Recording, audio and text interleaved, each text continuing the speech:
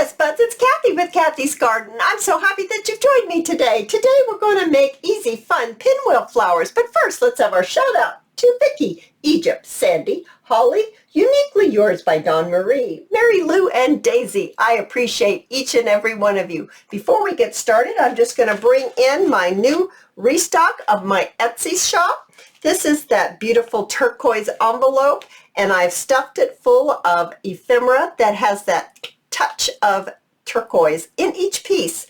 And then this one right here with the bunny fabric, that inside there are Easter ephemera. So hop on over to my Etsy shop if you're interested in these. Now, this is what we're going to make, you guys. Aren't they adorable? Absolutely adorable. So I'm going to show you how I made these. I'm going to get these out here. I made quite a few. Just prepping. I love that one. Love it. Love it, love it, love it. You can use your scraps.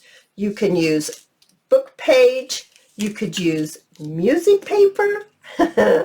All kinds of things. Oh my goodness, so much fun, right?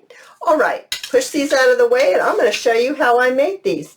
I used my 1-inch circle punch. And I got my piece of scrap. I thought we'd do some lines here, some little stripes. And we're just punching out circles. And you'll want to punch out approximately 11. So then, once you punch them out, you're going to want to get your ink. Now, you can use any color of ink you wish. This happens to be Vintage Photo. And you'll want to ink all around the edge, front and back. Now, you can use double-sided. You don't want to use too heavy of paper. Or if you choose cardstock, make it lightweight cardstock, because I think it would be way too bulky to use a heavy cardstock. So just go ahead and ink. Now see, on this one, this paper does not have any print on this side. Now, if you want it to be, more color, you could go ahead and ink them if you want. You could do that. So I went ahead and I have some here. So let's get that out just like that. Now the next step you want to do is you want to set one aside. Don't do anything to that one. And you'll want to get your bone folder, and you'll want to, now this one isn't inked around the edge, you'll want to fold them, real quickly, fold them in half, just like this. So you're folding your circles in half, and then just score it just like that. Just fold it in half, fold each one of these circles in half, making sure you leave one, set it aside so you don't accidentally fold it. So go ahead and fold them all, and I'm going to do that, and then we'll put them together. Okay, I folded all of them in half except for my one, and now I'm just going to just lightly ink up that fold right there, just very quickly. Now I have made mine by using hot glue. I have not made mine with or tried any other type of glue. After you see how I put this together, you will see that if you use liquid glue, you want to use a quick drying glue, something that dries quickly. So you'll want to take your circle, and whether you start with the flat side on this side or the flat side on this side, you have to stick with that. You can't change it back and forth. So I'm going to choose to put my flat side, my folded piece of my circle, on my right side. So just like that.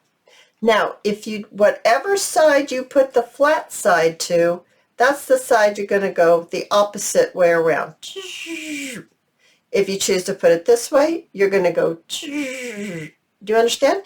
If you put the flat side on this side, you're going to go around that way. If you put your flat side on this side, you're going to go around that way. Okay? So my flat side is on my right, just like this. So my next piece You're going to have to keep your flat side, you know, all in a row. I can't do this. This is a no. You want to do this, okay? So, and I'm placing my glue almost in the middle of my circle, not quite. And so what I have a tendency to do is I have a tendency to not pay attention and turn it this way until I go to put it down. I went, oh no, I put my glue on the wrong side. So you really have to pay attention to that. That's extremely important. And you just follow it around. And you're putting them just, you know, apart from each other just a little bit. You're just judging and just going around. And when I make these, especially in the beginning as I made them, some of them got kind of wonky, kind of out of kilter. And when that happens, I have a trick for you to make it a little better. So I will show you that trick towards the end. I'm just getting these all down. We're going in a circle. We just keep putting them down and keep putting them down until we make it all the way around.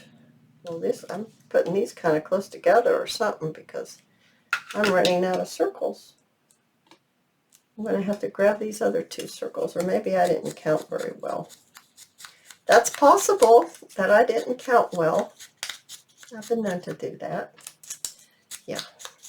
Okay, so we'll just do this real quick. There we go. We're done. Fold it in half. And let's get them down. Okay. Oh yeah, one more thing. Okay. Now, so this down. Hopefully just one more, because that's the only one I have left. I'll have to start all over again. Okay. So now whoa!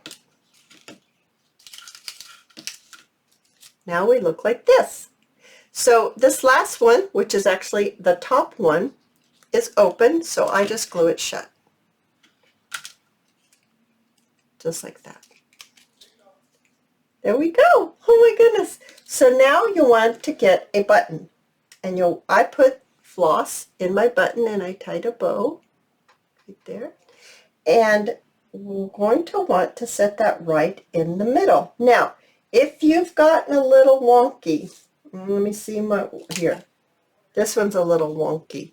See how I didn't quite get this one even? It should have been maybe over here a little more, and this one maybe should have been stuck down a little further. Use a bigger button. That helps something. It fixes something, because when you put this on a piece of ephemera or a journal cover or however you want to use it, no one's going to notice that that's a little wonky. They're just going to think it's really cute.